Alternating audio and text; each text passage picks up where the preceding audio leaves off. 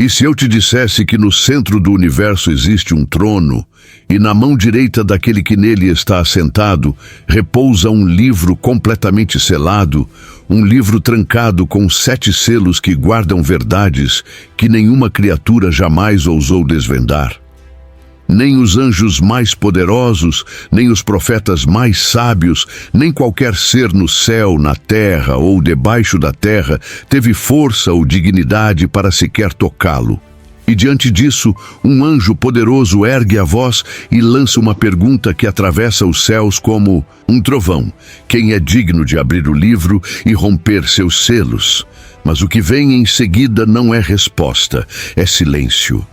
Um silêncio pesado, absoluto, que paralisa o tempo e sufoca até a esperança, fazendo com que João, tomado pela angústia, comece a chorar, porque se ninguém for encontrado digno, a história permanece trancada, a justiça não se cumpre, o juízo não começa, a redenção não é revelada e o plano eterno de Deus parece prestes a se apagar diante dos olhos de quem o esperava. Então, quando tudo parece suspenso entre o desespero e o fim, que uma presença inesperada surge, não com glória bélica, nem com aparência de realeza imponente, mas como um cordeiro que parece ter sido morto, e que mesmo assim está de pé no meio do trono, carregando marcas que não foram esquecidas e 7 olhos que tudo veem, representando os 7 Espíritos de Deus enviados por toda a terra, olhos que atravessam véus, sondam corações e percebem o que é invisível aos homens. E quando esse cordeiro se aproxima do trono e toma o livro, algo muda na atmosfera celeste. Os anciãos caem com o rosto em terra, as orações acumuladas em taças de ouro sobem como incenso. As harpas são erguidas e uma nova canção começa a ecoar, uma melodia jamais ouvida antes, nascida no exato instante em que os selos começam a se romper, trazendo com eles não apenas revelações, mas o anúncio de algo grandioso e irreversível. A pergunta agora não é mais quem é digno, mas o que será revelado quando os selos forem abertos um a um. E o que tudo isso significa para o nosso tempo, para a Terra e para aqueles que estão atentos aos sinais que já começaram a se manifestar. No centro da visão há um trono que não é apenas símbolo de governo, mas o próprio epicentro da eternidade. Dele emanam relâmpagos, vozes e trovões. Mas o que chama a atenção não é a grandiosidade do trono, nem os seres que o cercam, mas o que está em sua mão direita, algo tão simples e ao mesmo tempo tão ameaçador. Um livro, não aberto, não manuseado, mas selado, selado 7 vezes. E esse detalhe muda tudo. Esse não é um livro comum, cheio de palavras em páginas gastas pelo tempo. Ele carrega mistérios que nunca foram revelados, decisões que jamais foram anunciadas, planos que não puderam ainda ser compreendidos. Os selos são como camadas invisíveis de julgamento e glória, impedindo qualquer criatura de penetrar seu conteúdo. Cada selo representa uma trava celestial, e cada trava guarda uma parte do destino que ainda não foi autorizado a se cumprir. Apenas o fato de ele estar ali, imóvel, fechado, preservado, já perturba. Porque se há um livro, significa que há algo escrito. E se está selado, é porque o tempo da revelação ainda não chegou. Ou talvez esteja prestes a chegar. Esse livro não está abandonado nem esquecido. Ele está sendo segurado por aquele que reina, como se estivesse esperando por um momento exato, um nome certo, uma mão específica. Mas quem teria coragem de tocar nesse mistério? Quem ousaria romper o que foi selado por Deus? E mais, por que o universo inteiro parece prender o fôlego diante de algo que sequer foi aberto? Talvez a resposta para isso esteja na próxima cena, onde o silêncio se torna mais eloquente do que 1000 vozes, e onde a ausência de um nome ecoa mais alto do que qualquer glória anunciada. O livro está ali, fechado, intocável. E então, do meio dos céus, um anjo poderoso se ergue com voz como de trovão. Não é uma pergunta comum, é uma convocação que rasga as dimensões. Quem é digno de abrir o livro e romper os seus selos? E o que se segue é o vazio. Não há resposta, nem entre os anjos que voam com asas de glória, nem entre os homens marcados pela fé, nem nos abismos onde os ecos do passado ainda sussurram. Nada.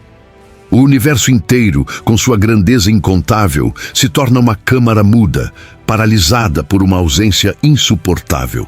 Nenhum nome é pronunciado, nenhum passo se move em direção ao trono. João, que assiste à cena, sente o peso dessa ausência como um golpe. Ele chora. E não é um choro simbólico, é um quebrantamento profundo, como se o próprio futuro estivesse se esvaindo entre os dedos do tempo. Porque se ninguém for encontrado digno, então o livro permanece selado, e com ele permanecem seladas as promessas, os juízos, os clamores que as gerações pedem resposta. Mas será mesmo que não há ninguém? Seria possível que a eternidade inteira estivesse sem um nome capaz de atravessar essa fronteira? E é aí, nesse silêncio esmagador, nesse intervalo entre o clamor e a esperança, que algo começa a mudar. Não com barulho, mas com a presença de alguém que vem de onde ninguém esperava. Alguém que carrega em si um mistério ainda mais profundo que os próprios selos. E então, no meio daquele silêncio que parecia eterno, uma voz se levanta, não para clamar, mas para consolar. Um dos anciãos, como quem guarda um segredo antigo demais para ser dito antes da hora, se aproxima de João e diz: "Não chores." E a frase vem carregada de algo que ainda não se entende completamente, mas que parece anunciar o início de uma virada. O ancião fala de um leão da tribo de Judá, a raiz de Davi, uma imagem de força, realeza, conquista, alguém que venceu e que agora pode abrir os selos e revelar o que está escondido. Mas quando João olha, ele não vê um leão, ele vê um cordeiro, mas não um cordeiro comum pastando tranquilo em algum campo celestial. Este cordeiro está em pé como se tivesse sido morto. Há marcas em seu corpo que não foram apagadas, cicatrizes que falam. Ele carrega em si os vestígios da dor e a dignidade da vitória. Um ser que une dois extremos, vulnerabilidade e glória, sacrifício e autoridade. E é justamente esse paradoxo que confunde a lógica e desarma o orgulho. Porque aquele que parecia fraco demais para lutar é o único digno de tocar no livro que ninguém podia sequer encarar. E mais, ele está no meio do trono, não à parte, não ao lado, no centro. Mas há algo ainda mais inquietante, algo que não pode ser ignorado. Esse cordeiro tem 7 olhos, e cada um deles guarda um propósito, uma missão, um olhar que não apenas vê, mas atravessa o invisível. E talvez seja nesse olhar que resida o próximo mistério. Porque se esses olhos veem tudo, o que exatamente eles estão vendo agora? Ele está de pé, no centro, não como quem invade o trono, mas como quem sempre pertenceu a ele. O cordeiro, aquele que carrega marcas de morte e postura de glória, sustenta mais do que cicatrizes. Ele tem olhos, 7, mas não são olhos humanos, são chamas, chamas que observam, sondam, penetram camadas que nem mesmo a luz alcança. Esses olhos são os 7 Espíritos de Deus, espalhados por toda a terra.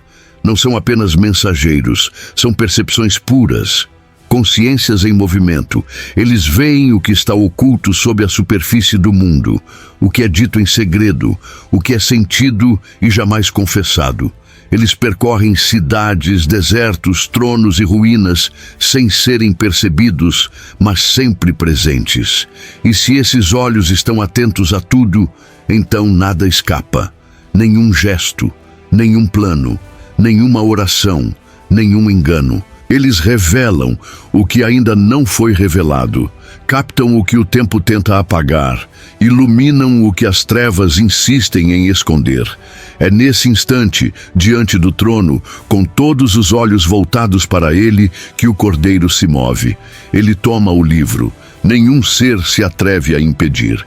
Nenhum som tenta interromper.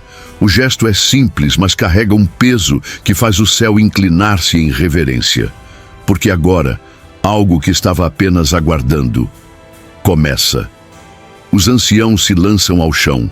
Harpas são erguidas. Taças douradas, cheias das orações acumuladas ao longo dos séculos, são apresentadas como oferta. E uma nova canção começa a ecoar. Mas essa canção não é uma celebração comum. Ela carrega nas entrelinhas o som de algo que está prestes a ser desatado. E quando o primeiro selo começa a ceder sob as mãos do Cordeiro, o universo não apenas observa, ele se prepara. A pergunta não é mais quem abrirá o livro. Agora, o que paira no ar é o que será liberado quando ele for aberto. E será que estamos prontos para ouvir a resposta que vem com a próxima nota dessa canção? Quando o Cordeiro toca no livro, o silêncio que pairava como véu espesso se rompe sem precisar de palavras. Não é um estrondo, não é um terremoto, é algo ainda mais poderoso, som. Mas não um som comum. É uma canção, uma melodia que não se parece com nada que já tenha atravessado o céu ou a terra. Não é cantada por coros treinados, nem composta com instrumentos que os homens conhecem. É nova, radicalmente nova. A origem dessa música não está na técnica, mas no próprio mistério que está sendo desvelado. É como se o som carregasse dentro dele o eco das orações que um dia foram sussurradas, esquecidas ou engavetadas por gerações. Harpas começam a soar, não como acompanhamento, mas como resposta. E das mãos dos anciãos, taças de ouro são erguidas. Dentro delas, não há vinho, há incenso. Mas não qualquer incenso. São as orações dos santos, queimando em glória diante do trono. Essa música nasce exatamente no instante em que o primeiro selo começa a ceder. Cada nota parece embutida de memória, promessa, juízo e revelação. E quanto mais a canção se expande, mais ela parece abrir janelas para algo que estava escondido. É como se, a cada acorde, algo se movesse no invisível. Como se as realidades não vistas começassem a se inclinar em expectativa. E o mais inquietante é que essa canção só pode ser cantada agora, só por aqueles que entenderam o sacrifício, só por aqueles que testemunham o momento exato em que o livro deixa de ser segredo e começa a falar. Mas o que exatamente esse livro dirá? O que está por trás do primeiro selo? E se essa melodia for apenas o prelúdio de algo muito maior? O que acontece quando o som parar? O que acabamos de ver não é apenas uma profecia distante, nem uma alegoria simbólica esquecida nas páginas finais da Bíblia. É uma convocação, um chamado para enxergar além do visível, para perceber que os céus estão em movimento e que os selos já começaram a ceder. Então escreva aqui o que você sentiu e não se esqueça. O Cordeiro já está com o livro nas mãos e os selos estão prestes a ser abertos. Mas o que virá a seguir? O que há por trás de cada selo que está sendo rompido? E mais importante, onde estamos nós dentro dessa história? Se isso falou com você de alguma forma, não guarde essa revelação só para si. Curta este vídeo.